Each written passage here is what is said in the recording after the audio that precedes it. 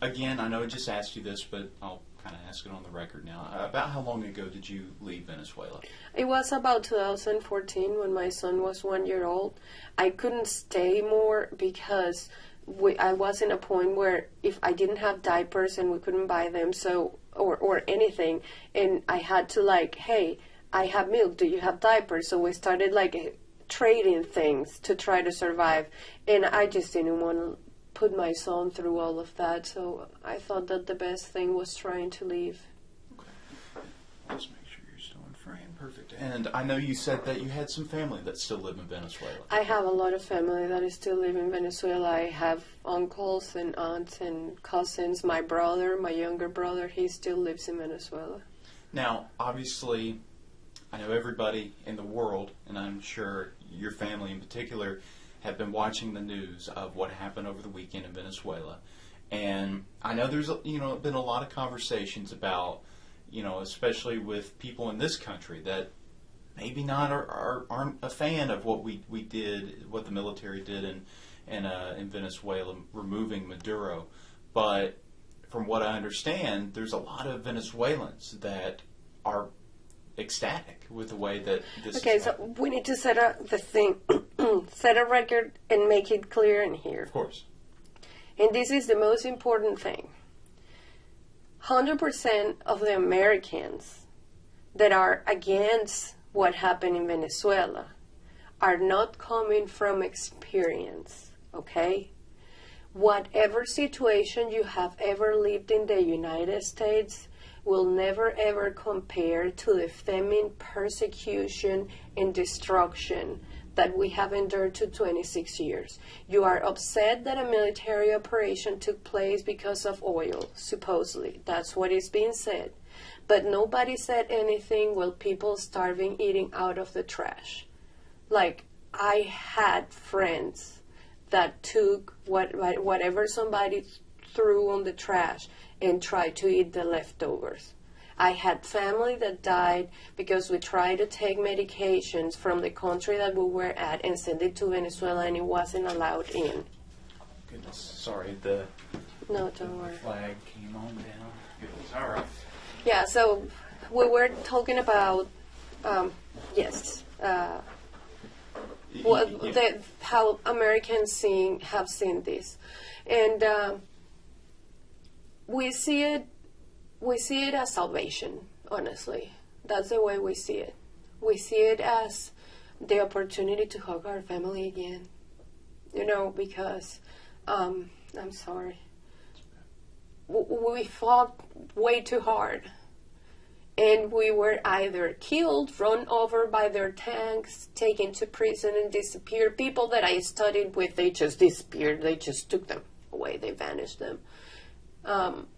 If you were put in notice, we know who you are. We know that you are protesting against us. We are going to come and take you.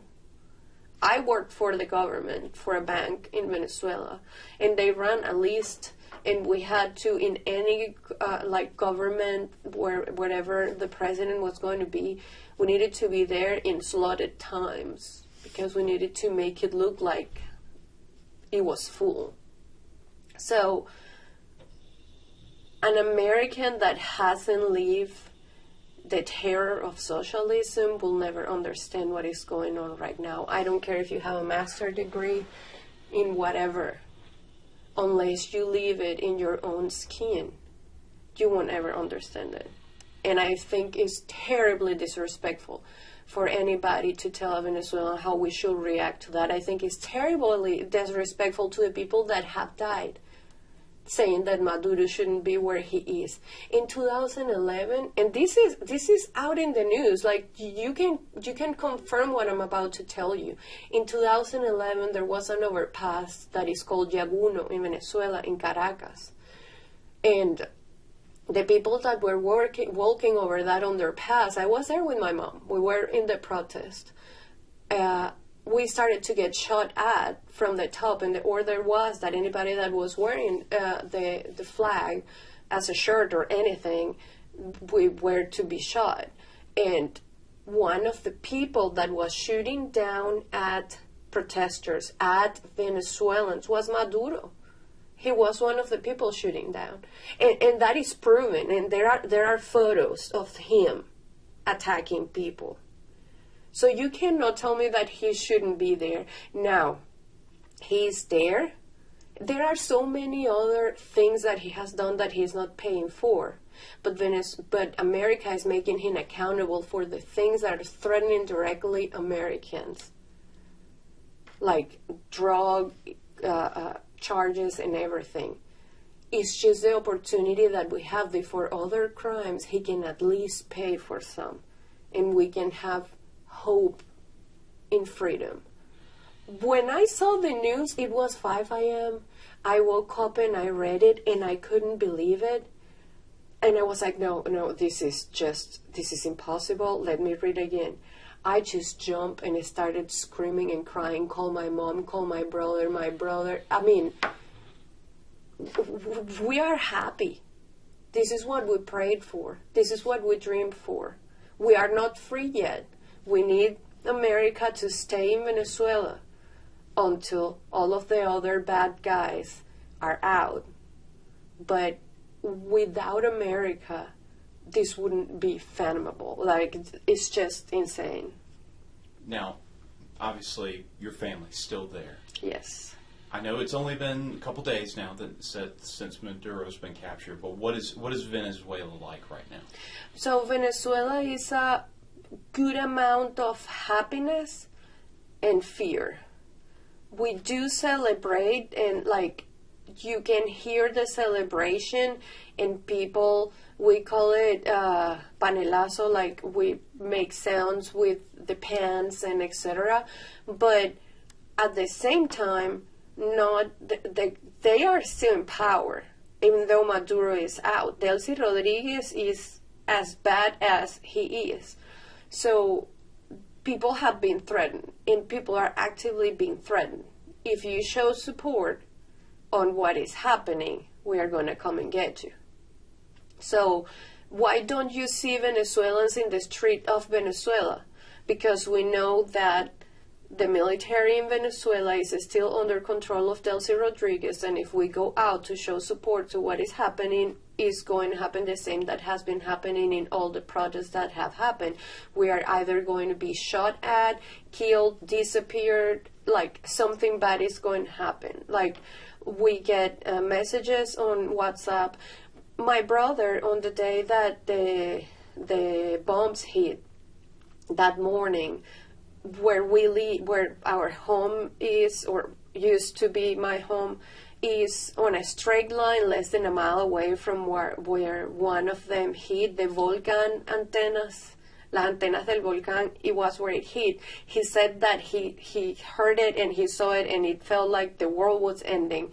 But the fear is so great of what the government is capable of that when we were talking on the family chat, because he needed to go somewhere else to charge his phone because they lost power and all of that, and when he was coming back, we were advising him, delete all the conversations with us, turn the Wi-Fi, like turn the WhatsApp off, your Instagram, don't share anything. If they stop you on the way back, make sure that you didn't have any of these conversations with you, because that's the first thing they do. They ask you for your phone and they check on your WhatsApp and they see what you have been talking about, and in that, then something may or may not happen with you. Now, for your family, are you worried for their safety? I am worried for their safety. Now, in a situation like this, is there any way to really guarantee their safety? If America had boot on the ground. And, yeah. Oh, sorry, go ahead. Because, so, this is the deal. I think that America is being smart about the way they are doing things. But to us, although it's great, we are like, just don't hold back. Just send it all. Because it's like, you just step on the head of the snake and you have it step down. If you move your foot away from the head of the snake, it's going to come out mad, biting all of us.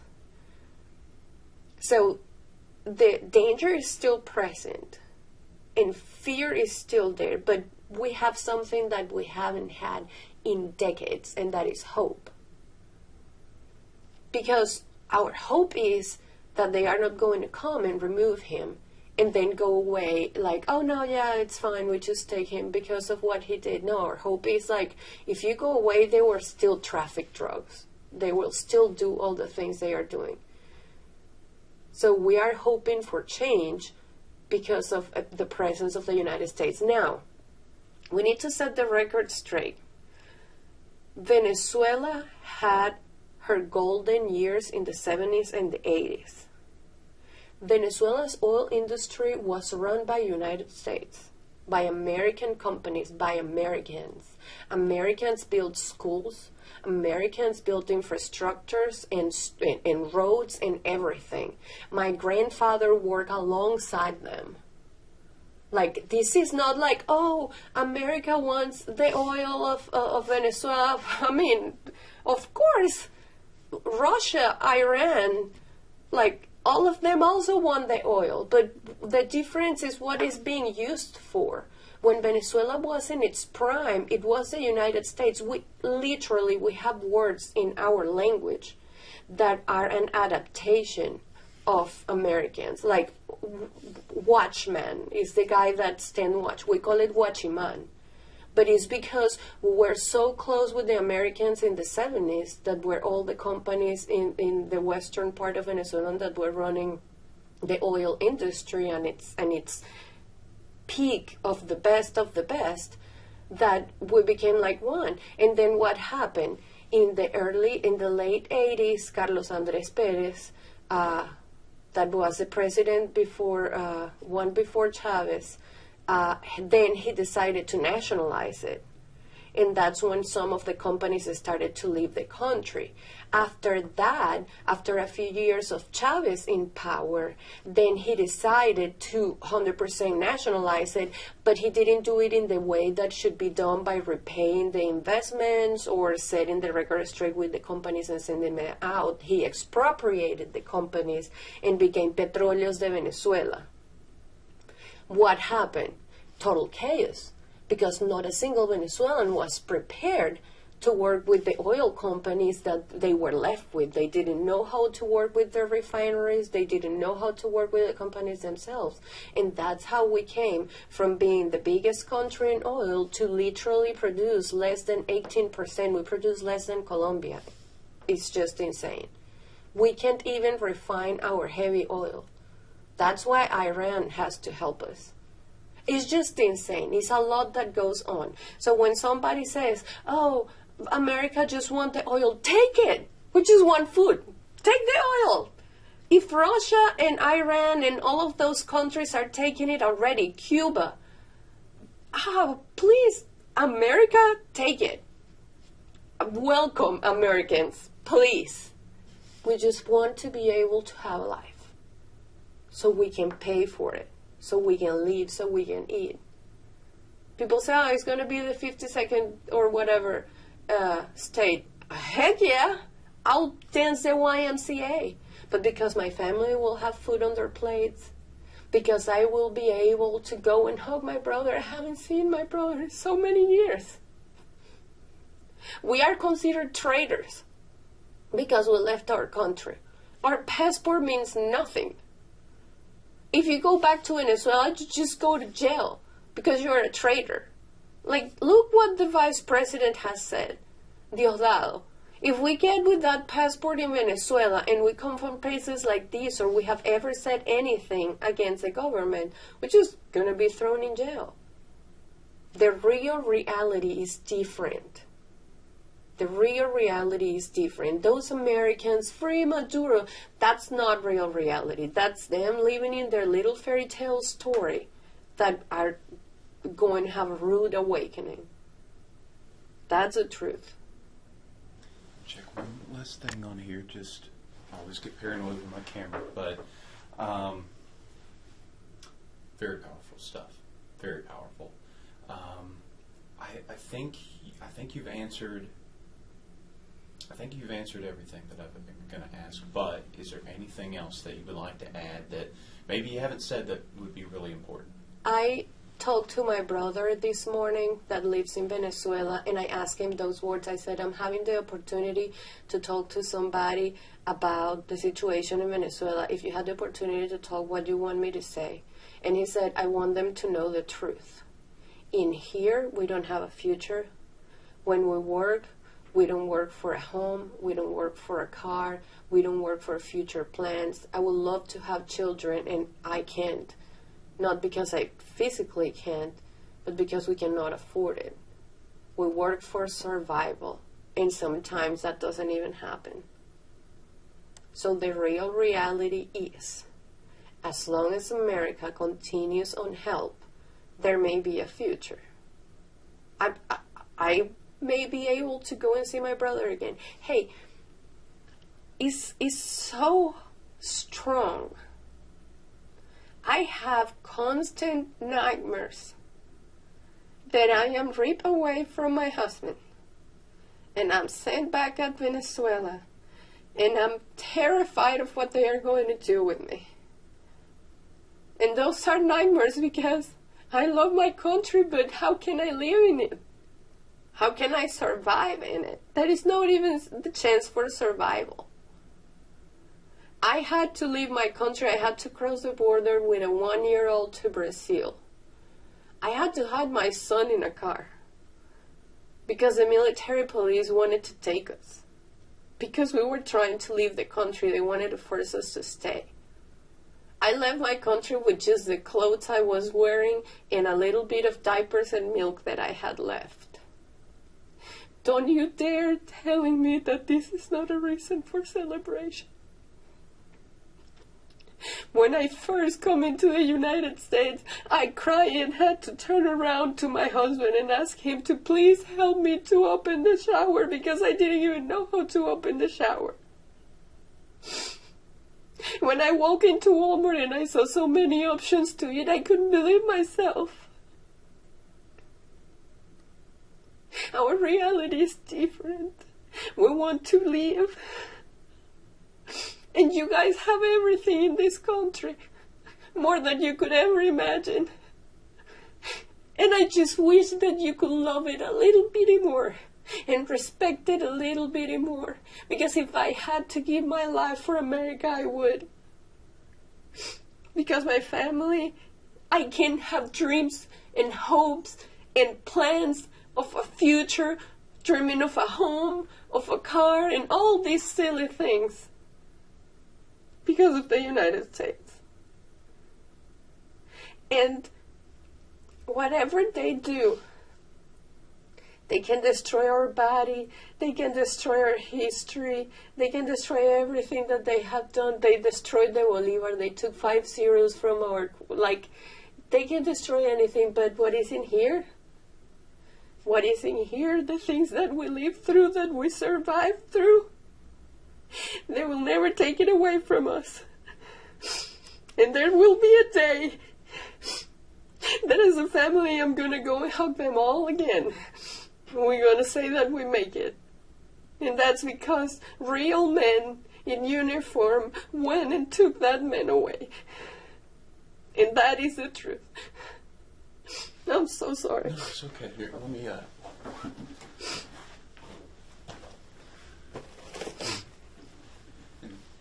Thank you so much. I'll go ahead and turn this off.